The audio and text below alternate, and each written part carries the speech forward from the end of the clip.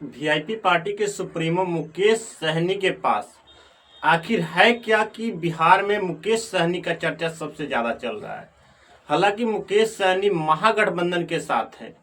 मुकेश सहनी को एनडीए गठबंधन अपने पक्ष में करने के लिए एड़ी चोटी लगा बैठी। बावजूद उसके मुकेश सहनी टस से मस नहीं हुए। यानी कि मुकेश सहनी की यूं ही कहें तो मुकेश सहनी अपनी जो जेन्युइन मुद्दा है, उनका जो मुद्दा है अति पिछड़े समाज को आरक्षण देना, इस मुद्दे पे आके अटके हैं। कहीं से चाह रहे हैं कि हमारे समाज के लोगों को आरक्षण दिया जाए। हालांकि अभी महागठबंधन में मुकेश सहनी है और महागठबंधन में बार बार कहा जा रहा था कि टूट होने वाली है, लेकिन कतई से जो है ऐसा मामला सामने निकल कर नहीं आया कि ये टूट हो गया है। सिर्फ कहने के लिए था कि महागठबंधन में टूट होने वाला है। इन सारे समस्याओं को जो है महागठबंधन ने दूर कर ली है और साफ सुथरा कह दिया है महागठबंधन की ओर से कि अब जो है बिहार के मुख्यमंत्री तेजस्वी यादव होंगे और बिहार के डिप्टी सीएम जो है अति पिछड़ा समाज के बेटा यानी कि मुकेश सहनी को बनाए जाएंगे। यानी कि मुकेश सहनी का शर्त जो है ये भी है कि हम बिहार में 60 सीटों पे चुनाव लड़ेंगे। बावजूद उसके महागठबंधन में इतना कुछ होते हुए आखिर एनडीए गठबंधन क्यों चाह रही है कि मुकेश सहनी हमारे साथ हैं?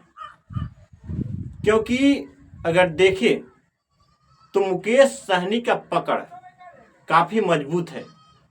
दोनों गठबंधन यह चाह रही है कि यदि मेरे पक्ष में रहेगा तो मेरा सरकार बनेगा। यानी कि मुकेश सहनी को बड़ा कौन बनाया? मुकेश सहनी को इतना महत्व किसने दिया?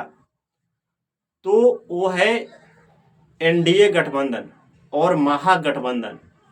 अगर एनडीए गठबंधन और महागठबंधन मुकेश सहनी के पहलू को नहीं समझते तो शायद से मुकेश सहनी अति पिछड़ा के बेटा है, पिछड़ा ही रह जाते। मुकेश सहनी का कोई वैल्यू ही नहीं रहता। लेकिन आज वही मुकेश सहनी जिसका चर्चा बिहार पॉलिटिक्स में दूसरे नंबर पे है, यानी कि यूं ही कहें तो महागठबंधन में है तो दूसरी नंबर पे और एनडीए गठबंधन में भी है तो दूसरी तीसरी नंबर पे। तो पूरे तरह से देखिए तो अति पिछड़ा का बेटा भी अब बिहार में काफी आगे दिखाई दे रहा है पॉलिटिक्स में। और इतना ही नहीं, पॉलिटिक्स करने के लिए नहीं बल्कि बिहार में सरकार बनाने के लिए भी अब मुकेश सहनी का सहारा लेना पड़ेगा।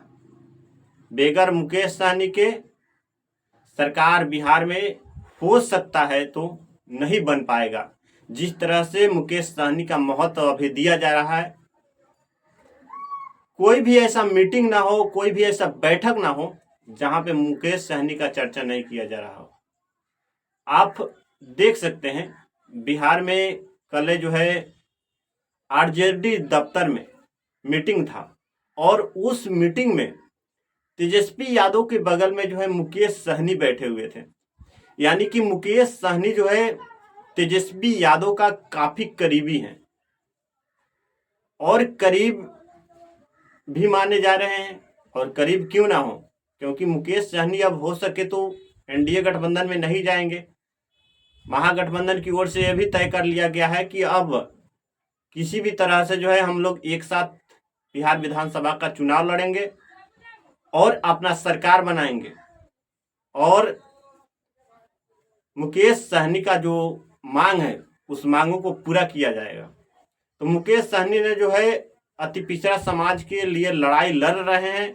अब आगे की क्या रणनीति बनती है और किसका सरकार बनता है बिहार में, यदि मुकेश सहनी का सरकार बनता है, महागठबंधन का सरकार बनता है, मुकेश सहनी का मांग अगर पूरा हो गया तो समझ जाइए बिहार के लिए बहुत बड़ा सौगात होगा उन अति पिछड़ा समाज के लोगों को लिए जिन्हें आरक्षण के लिए मुकेश सहनी लड़ रहे हैं।